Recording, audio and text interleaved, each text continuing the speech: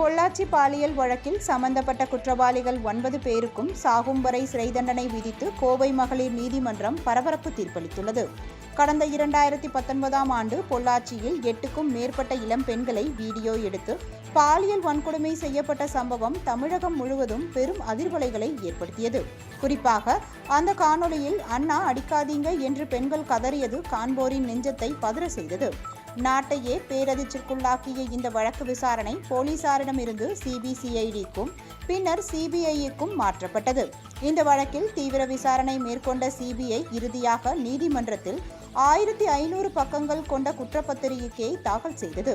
கோவை மகளிர் சிறப்பு நீதிமன்றத்தில் விசாரணை நடைபெற்று வந்த நிலையில் 6 ஆண்டுகளுக்கு பிறகு இந்த வழக்கில் இன்று காலை தீர்ப்பளித்த நீதிபதி நந்தினி தேவி, குற்றம் சாட்டப்பட்ட திருநாவுக்கரசு, சபரிராஜன், வசந்தகுமார், சதீஷ், மணிவண்ணன், ஹெரேரன்பால், பாபு என்கின்ற பைக் பாபு, அருளானந்தம், அருண்குமார் ஆகிய 9 பேரும் குற்றவாளிகள் என்றும் தண்டனை விவரம் பின்னர் அறிவிக்கப்படும் எனவும் தெரிவித்தனர்.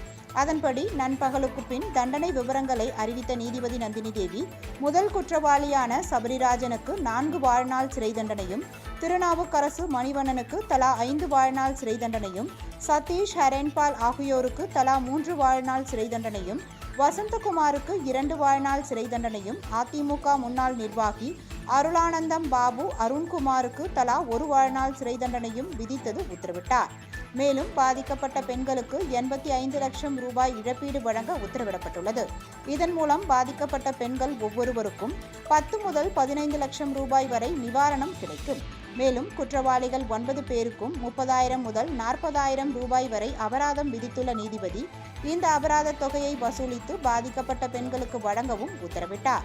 இதுகுறித்து சிபிஐ தரப்பு வழக்கறிஞர் சுரேந்திர மோகன் செய்தியாளர்களிடம் பேசுகையில், பாதிக்கப்பட்ட பெண்களுக்கு 85 லட்சம் ரூபாய் இழப்பீடு வழங்க தமிழக அரசுக்கு உத்தரவிடப்பட்டுள்ளது எனவும், குற்றவாளிகள் 9 பேருக்கும் சாகும் வரை சிறை தண்டனை விதிக்கப்பட்டுள்ளது எனவும் தெரிவித்தார். இந்த வழக்கு மேல்முறையீட்டுக்கு சென்றாலும் தண்டனையில் மாற்றம் இருக்காது என்றும் அவர் மேலும் கூறினார். 9 எதிரிகளுக்கும் சாகும் வரை ஆயுள் தண்டனை பாலியல் பலாத்காரம் 376D மற்றும் தொடர்ந்து பாலியல் பலாத்காரம் செய்து 376 2 எண் ஆகிய மேஜர் பிரிவுகளில் ஆயுள் தண்டனை விதிக்கப்பட்டிருக்கு. மற்ற இதர சட்டப்பிரிவுகளும் 10 ஆண்டுகள், 7 ஆண்டுகள், 3 ஆண்டுகள் என்று தண்டனை வழங்கப்பட்டுள்ளது. அதிகபட்ச தண்டனையாக 9 எதிரிகளுக்கும் சாகும் வரை ஆயுள் தண்டனை விதிக்கப்பட்டிருக்கு.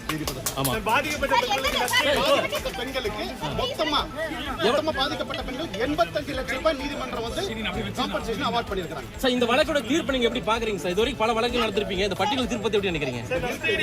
வரவேற்கப்பட்ட தீர்ப்பு, சிபிஐயோட முயற்சி, எங்களோட முயற்சி நல்லபடியா சாட்சிகள் பரிமாறிக்கப்பட்டிருக்கு. அந்த நீதிமன்றம் நல்ல முறையில கன்சிடர் பண்ணி நியாயமான தீர்ப்பு வழங்கியிருக்கு. குற்றவாளிகள் தரப்பில் ஆஜரான வழக்கறிஞர் கூறுகையில், இந்த தீர்ப்பு குறித்து உயர்நீதிமன்றத்தில் மேல்முறையீடு செய்யப்படும் என கூறினார்.